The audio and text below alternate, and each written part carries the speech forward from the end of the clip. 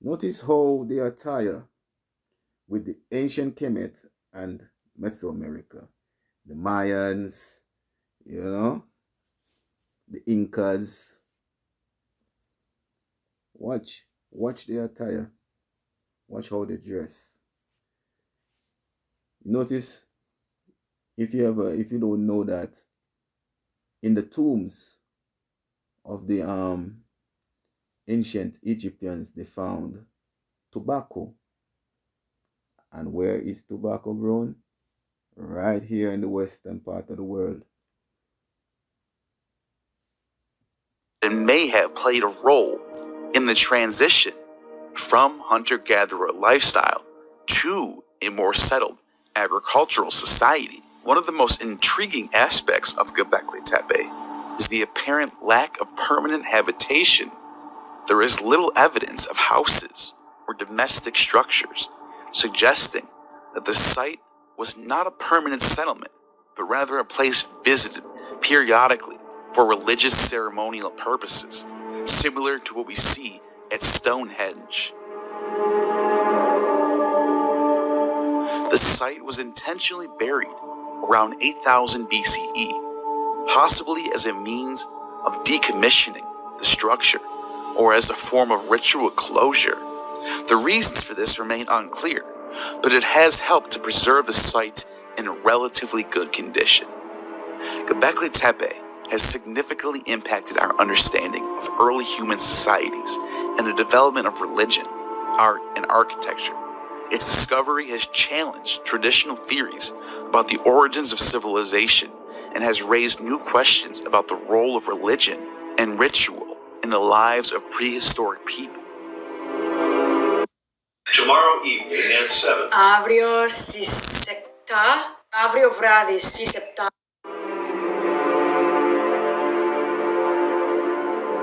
Jericho, one of the oldest continuously inhabited cities in the world, with evidence of settlements that go back to 9000 BCE. Its first inhabitants were likely a mix of hunter-gatherers, just like Göbekli Tepe was settled in an area due to its fertile soil and abundant water sources. These early inhabitants would have lived as simple mud brick houses and relied on agricultural hunting and gathering. Over time, this settlement grew and developed, eventually becoming the fortified city that we know today. However, a more advanced city or palace known as Knossos in Crete, which has evidence of people living there going back to 7000 BCE. This may be the first real city in the world. Now, Knossos would not have existed as the ancient Minoan palace that we know of today. However, it does have evidence of some sort of building structure located where the palace was built, which means that Knossos as a city can be traced back to 7000 BCE. The Minoan civilization, which was centered on the island of Crete, did not emerge until 2700 BCE. However, in 7000 BCE, the area was inhabited by Neolithic communities who practiced agriculture, and these are the people that Homer talks about that are called the Pelasgians. The Copper Age, also known as the Chalcolithic period, was a transitional phase between the Neolithic Stone Age and the Bronze Age. It is generally dated between 4500 and 3300 BCE. During this time, human societies began to use copper tools and weapons in addition to stone. The Copper Age was marked by significant advancements in technology, agriculture, and social organization. As people learned how to smelt and work with copper, they were able to create more efficient tools and weapons, which in turn allowed for the more productive farming and hunting. This led to an increase in food population, supporting larger populations than the growth of settlements, which came with the growth of art and ideas, which led to religion. Trade networks expanded during the Copper Age as communities sought to acquire copper and other valuable resources. The exchange of goods and ideas facilitated the spread of new technologies and cultural practices across different regions. Medicines were traded.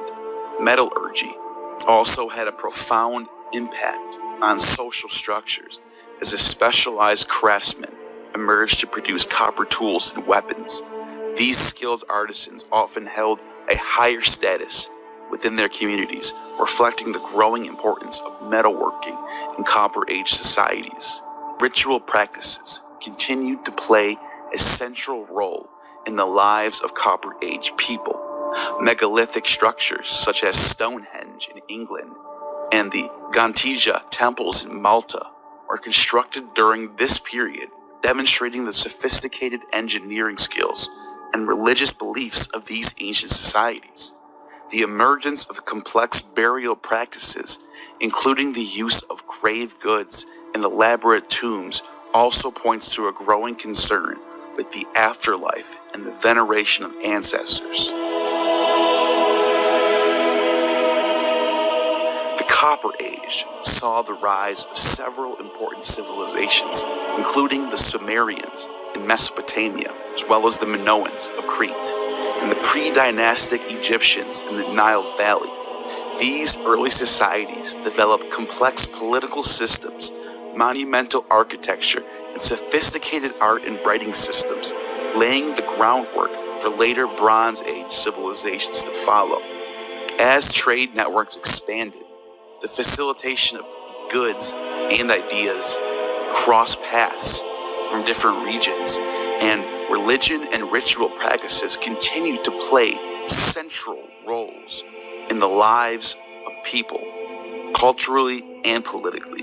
The influence of the Proto-Indo-European pantheon on Vedic and Greco-Roman mythology, as well as the early Sumerians and pre-dynastic Egyptians, can be traced back to this transformative period in human history.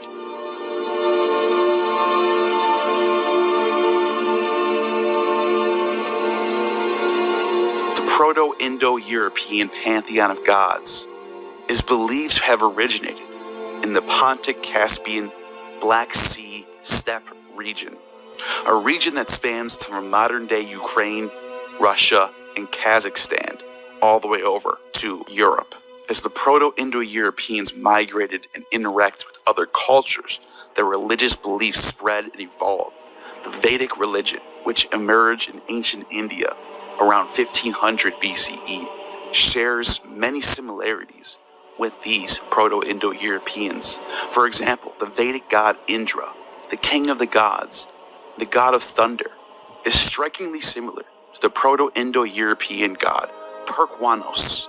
Similarly, the Vedic god of fire, Agni, can be traced back to the Proto-Indo-European god Angwanos. The influence of the Proto-Indo-European pantheon can also be seen in Greco-Roman mythology.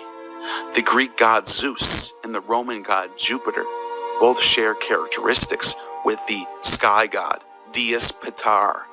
Additionally, the Greek god of the sea, Poseidon, and the Roman god Neptune have similarities with the Proto-Indo-European god of water, Hypnomneptos. The Sumerians, who inhabited modern-day Iraq, developed one of the earliest known systems of in Ifa, African Orishas, Shango is the god of lightning and thunder. And Olokun is the Orisha of the waters. Yamaja and Oshun, the goddess of fresh waters. Yamaja is the goddess of salt water. So in different cultures, there are different names for those deities. In Greek mythology, you have Zeus. In Ifa, African mythology, you have Shango. writing, the cuneiform script. This allowed them to record their religious beliefs, which centered around a pantheon of gods, including Anu, god of the sky, and Enlil, the god of wind and storms. These gods would later influence the religious beliefs of the Akkadians, Babylonians, and Assyrians. The Pelasgians, however, were a pre-Hellenic people who inhabited parts of Greece and the Aegean region before the arrival of Greeks. Little is known about their religion, as there are few surviving records or artifacts. However, it is believed that they practiced a form of animism or nature worship, with a focus on fertility and agricultural deities. Some scholars suggest that the Pelasgians may have influenced the development of early Greek religion, in particular the worship of the earth goddess Gaia and other chthonic deities. In pre-dynastic Egypt, before the unification of Upper and Lower Egypt around 3000 BCE, various local deities were worshipped. Some of these deities, such as the falcon god Horus and the cow goddess Hathor, would later be incorporated in the Egyptian pantheon during the dynastic period. The early Egyptians also believed in the concept of Ma'at, cosmic order that maintained balance and harmony in the universe. The Minoans, centered around the island of Crete, was another influential Bronze Age culture. These Minoans are best known. Yeah, that Ma'at, ancient order of the universe, 42 laws of Ma'at. Where do you think the 10 commandments in the Bible came from? I said it earlier in the video. For this palace that I mentioned earlier at Knossos, which featured elaborate frescoes depicting religious scenes. Minoan religion appears to have been centered around a great goddess who is associated with fertility, nature, and possibly the underworld. The Minoans also had a male god, depicted as a bull or a bull-headed man, who, connected with Bacchus, may have been the consort to the great goddess. Dionysus shows up in the earliest forms of writing, as well as hieroglyphs, predating writing itself. The Minoan religion was centered around the worship of these various deities, with a strong emphasis on the female goddess, the serpent goddess.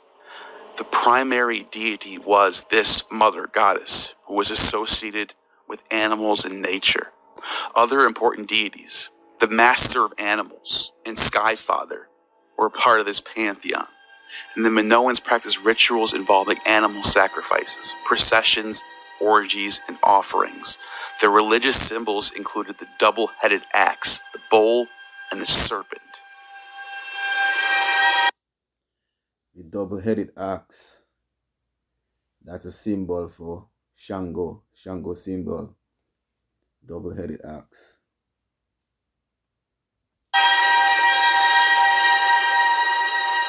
The Roman pantheon was influenced by these various cultures. Romulus and Remus, the founders of Rome.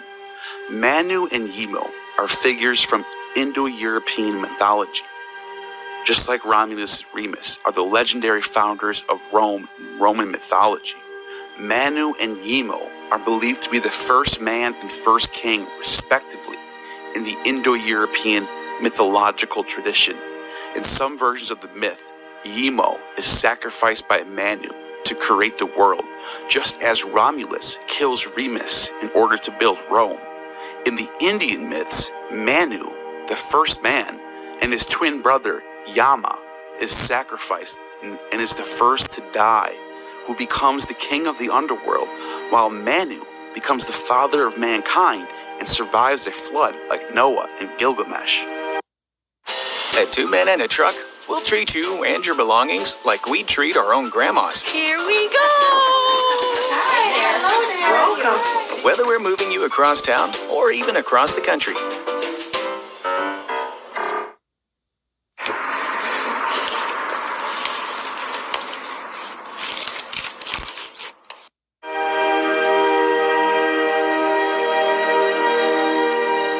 The god Mars, the Roman god of war and oaths, is connected to the Proto-Indo-European god Maworts, the deity of war and storms. This figure is also related to the Greek Ares and the Hindu Marutas. Neptune, the Roman god of the sea, is linked to the Proto-Indo-European Neptos, the deity of water and underworld. This figure is also related to the Vedic god Napat and the Irish god Nakat. Minerva, the Roman goddess of wisdom and war, is associated with the Proto-Indo-European goddess Jesus, the deity of dawn, and this figure is also related to Athena and Eos, and the Hindu goddess Ushas. Venus, also related to this goddess as well, is the goddess of love and beauty and fertility, also the dawn goddess, who is known in Latin as Lucifer, light bringer. Halos is the figure in the Proto-Indo-European pantheon related to this. There is also Perquanos, the Lord of Oaks, which reminds one of Zeus of Dodona, one of the ancient wonders of the world, surrounded by oak trees. And like Perquanos, he is a sky god connected with thunder and lightning. Obvious connections to Indra as well as Zeus. Keranos, the name of Zeus's thunderbolt. The Herkina, spring nymph, associated with the river of the same name, identified with death. You know what I told you? In different cultures, they have them by different names, different deities. Notice how they just link together. I explained it earlier in the video with the African mythology. And you have the Roman, the Greeks, the Indian, and so on and so forth. The name could be a borrowing, as it rather follows a Celtic sound law, which explains why Indra and Dies Pitar in Hindu mythology are two distinct gods, unlike how Zeus takes on the role of both and is synced with Jupiter, both related to Dies or Day Father. Jupiter, the king of the gods in the Roman pantheon, is associated with Dies Pitar, the Sky Father. This deity is also the precursor to Zeus, as I've mentioned, and the Hindu god Dies Pitta. This god, although a Sky Father, seems to be connected with an underworld king of Hades known as Dis Pater. Dis Pater, otherwise known as Rex Infernus or Pluto, is a Roman god of the underworld. Dis was originally associated with fertile agricultural land and mineral wealth, and since those minerals came from underground, he was later equated with chthonic deities Dionysos, Pluto, Hades, as well as Saturn, who becomes the king of the underworld and rules the golden age where everybody has wealth. Tacitus refers to the god Odin as Mercury, Thor as Hercules, and Tyr as Mars. He calls the Isis of the Suebi, who is known as Freya. I think it should be pointed out that Herodotus also relates that the Hyperboreans are descended from Hermes, connecting Odin once again to Mercury. But Julius Caesar himself, who spent many years of his life in Gaul, relates that they are descended from Dis. This makes sense because the ancient form of Bacchus, who is the frenzy god, and Odin is the god of the frenzy who possesses. Bacchus is also the god of the frenzy who possesses. Both Odin and Bacchus are connected to the All-Father Dis, the king of the underworld. This connection between Hades and Bacchus goes back to the Greeks as well. Here we see two depictions of Bacchus and Hades, both looking identical. Black beards, ivy wreath crown, and holding a thrice's staff. Saturn's role as the devourer and underworld king can be traced to Egypt.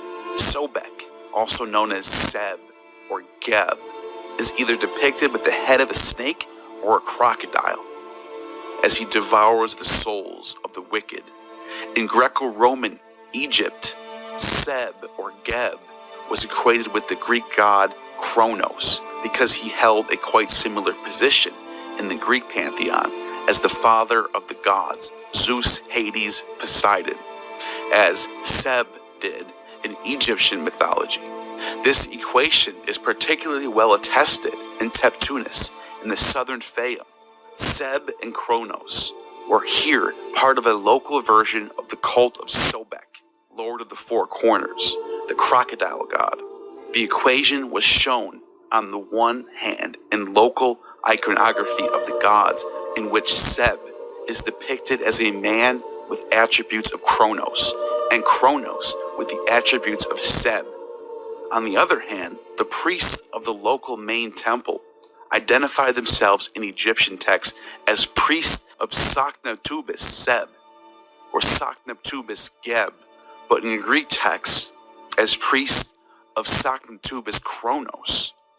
Accordingly, Egyptian names formed with the name of the god Seb or Geb were just popular among local villagers, as Greek names derive from Kronos, especially Cronian. Dude.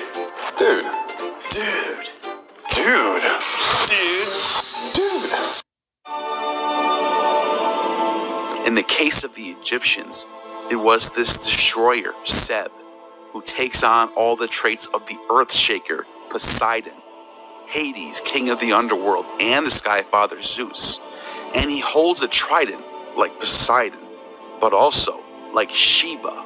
Seb, like Shiva, can be connected with the Proto-Indo-European Sawa through this god Sabatsios, who also has a Proto-Indo-European root name, Siwa. Shiva, one of the principal deities in Hinduism, is indeed associated with time through his aspect of Kala. Kala, which means time in Sanskrit, is one of the many aspects of Shiva. In this form, Shiva is considered the lord of time, destruction, and change, just as Saturn has the same traits. He is often depicted as the destroyer of the universe, who brings about the end of time to make way for new creation.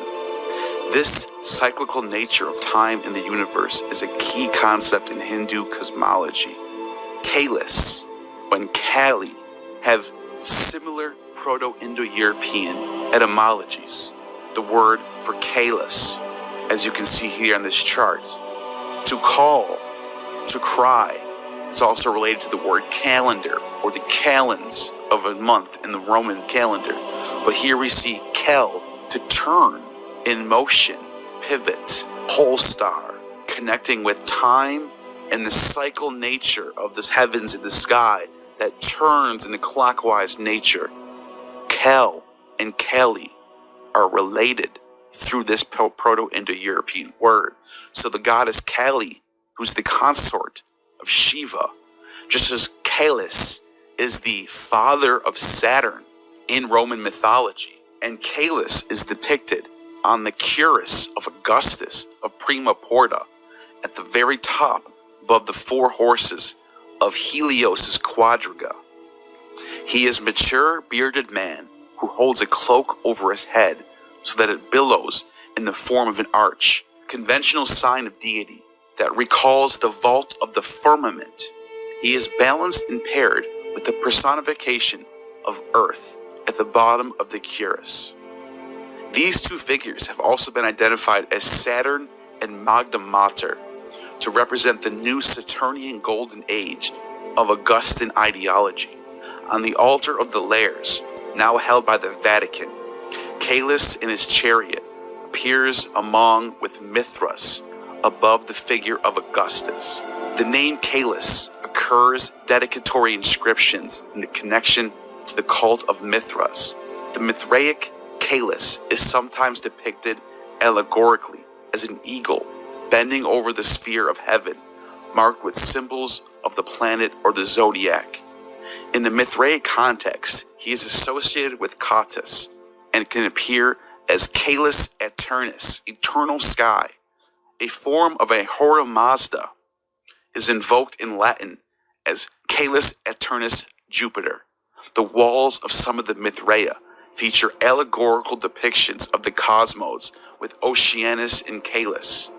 The Mithraeum of Diburg represents the tripartite world of Caelus, Oceanus, and Tellus, below Phaeton Heliodramus.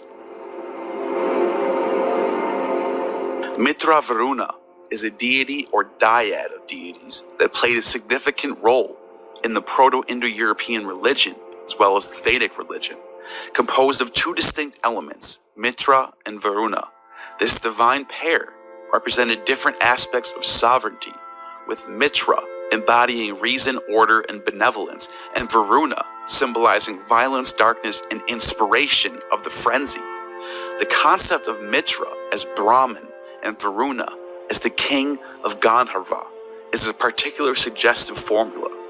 The Gandharva normally live in a mysterious world of their own, beyond the darkness into which Indra smote the singular Gandharva for the greater good of the Brahman.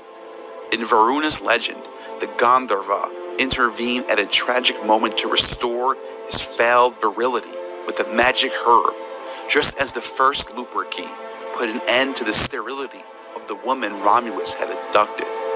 This Mitra Varuna dyad can be seen as an ancient form of the Apollonian Dionysian dualism that we see in Greek mythology: sky and underworld, dark and light, righteousness and liberty.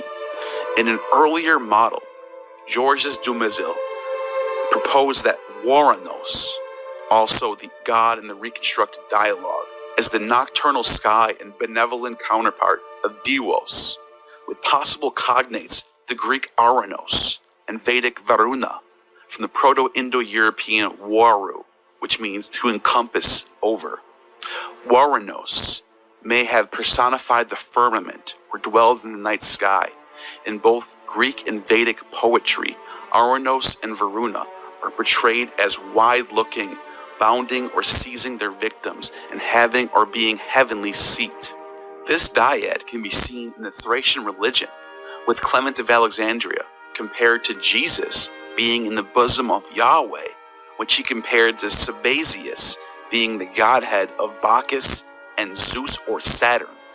Sabazios, a god of the Thracians and Phrygians, is also known from Greek and Latin sources as Sabasios or Sabadios, his name related to the Macedonian word Sadoi or Satyrs.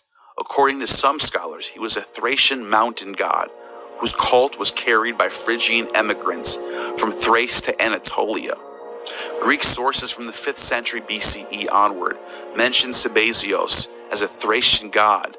In Athens, his cult's initiation ceremonies took place by night, and the depths were purified by being rubbed by serpents.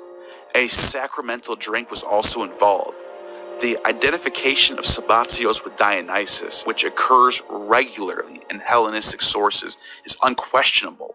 He might have had the features of the heavenly god, hence he was later identified with the Semitic god Baal, both of them receiving Greek epithet Hypsistos, or highest, or supreme.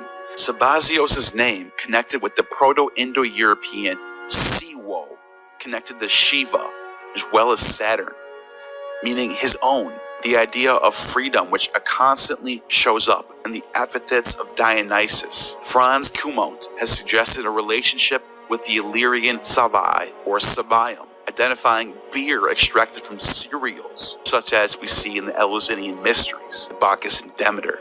Sabazios connected with the Proto-Indo-European word for sap as a sap god, with his juices and fluids being drunk in the mysteries. This translation corresponds well to the pattern of Dionysus, who has the divinity of humidity and such was connected to the vegetation and intoxication. Anatolia identified Sabazios with Sabaoth.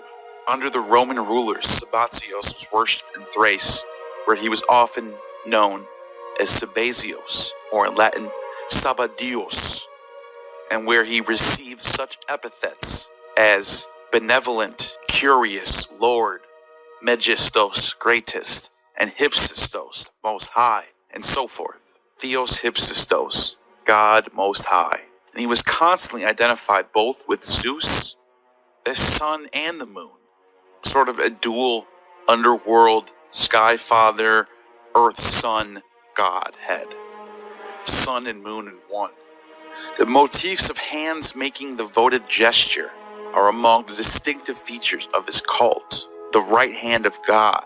According to several Christian writers, Clement, Arnobius, Maternus, the most impressive rite of initiation into the mysteries of Sabbatios consisted of the adept's contact with the serpent that was first put over his breast and then pulled down to his genitals. No less enigmatic than Zalmoxis, Sabbatios was worshipped as early as the 4th century BCE, both as the chthonic and heavenly god, as I mentioned, and traces back to this common root of Zababa.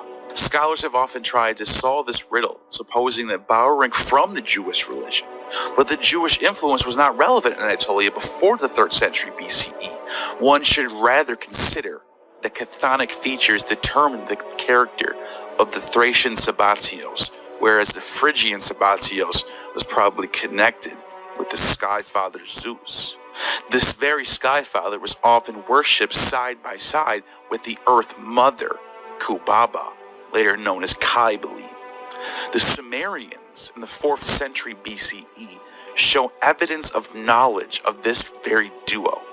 Zababa, Sumerian god of war and the tutelary deity of the city of Kish, before it became Babylon in ancient Mesopotamia. He's often depicted as a warrior holding a weapon, just like Sabbatios was, such as a mace or a bow, and often associated with the protection of the city and its people. Zababa was often linked with the goddess Inanna, either related as brother and sister or husband and wife. The goddess Kubaba, mentioned in the legendary Sumerian king list, though due to her gender, her inclusion is considered unusual. While modern authors refer to her as the queen, the Sumerian title applied to her is Lugal, king, which had no feminine counterpart. A recension from Ur instead states that there was no king while Kubaba reigned. A span of 100 years, she is the only ruler from the 3rd dynasty of Kish listed. The list describes her as the innkeeper and credits her with strengthening the foundation of Kish, and attributes 100 years culminating in a temporary transfer of power from Kish to Akshak before it was regained by Putzer-Suan. The latter ruler is said to be Kubaba's son, which makes her the grandfather of Ur-Zababa. Once again, Zababa, named after the god, a legendary king who reigned for 400 years and was the legendary opponent of Sargon of Akkad, the founder of the first Akkadian dynasty, the Sumerians. The Sargon legend is a Sumerian text purporting to be Sargon's biography. In this text, Ur-Zababa, who is the grandson of legendary Kubaba queen, is mentioned, who awakes after a dream. For unknown reasons, Ur-Zababa appoints Sargon as his cupbearer. Soon after this, Ur-Zababa invites Sargon to his chambers to discuss a dream of Sargon's involving the favor of the goddess Inanna. Also in the Sargon legend, Ur-Zababa is described as being the brother of holy Inanna, just as the god Zababa is the brother of Kubaba, the goddess, and this goddess would end up replacing Kubaba as the main goddess of Babylon, just as Ninurta would replace Zababa as the tutelary deity of Babylon. Ninurta has the same traits as the god Saturn, just as Inanna has the same features as Venus. Could it be that Sargon's triumph over the Ur-Zababa shows a polemic against these ancient earlier traditions that we see in Proto-Indo-European. According to Gonzalo Rubio in the Journal of Cuneiform Studies, Zababa and Kubaba are not Semitic names and are borrowed, in fact, from Proto-Indo-Europeans, which is not common with Sumerian traditions. But we now know that Inanna and Ninurta would replace, in fact, Kubaba and Zababa as the tutelary deities of the city of Kish, which later became the city of Babylon. Inanna and Ninurta have parallels to Venus and Saturn in Roman mythology. And it could be how the king and queen, God of Israel, Yahweh and Asherah, became the head of the pantheon. The golden vines and satyrs in the temple of Yahweh, along with the observance of the Sabbath, reflects the Babylonian connections to Israelite tradition. In ancient Babylonia, the Akkadian word Shabum corresponds to the 15th day of the month as the day of quieting God's heart. These are the Akkadian words Sebbatum, meaning seventh day. The Babylonians observed the full moon as a day of rest and called it the Shabbat. Sabbatios, the Phrygian descendant of this ancient deity, can be seen with the moon on his forehead. Possible early connections between Sabbatios and his followers are indigenous mother goddess Phrygia Cybele, may be reflected in Homer's brief reference to the youthful feats of Priam, who aided the Phrygians in their battles against the Amazons. An aspect of the This is a lot of information in one video. I'll have to cut it short. Do you want a part 2? I can make a part 2. We can finish this video. A lot of information, a lot of things to know. Very interesting video. So, my people, subscribe, like, and share. See you on the next reaction. Blessing. Peace.